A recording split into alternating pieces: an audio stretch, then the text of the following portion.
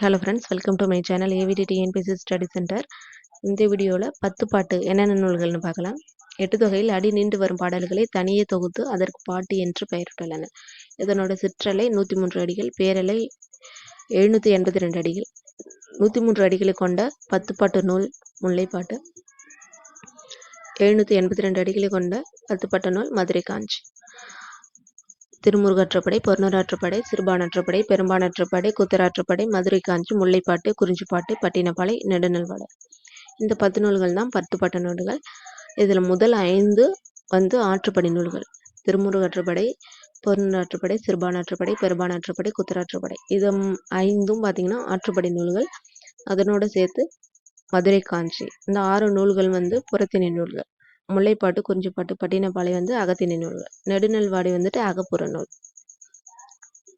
திருமுருகாற்றுப்படைக்கு மற்றொரு பெயர் பார்த்தீங்கன்னா புலவர் ஆற்றுப்படை.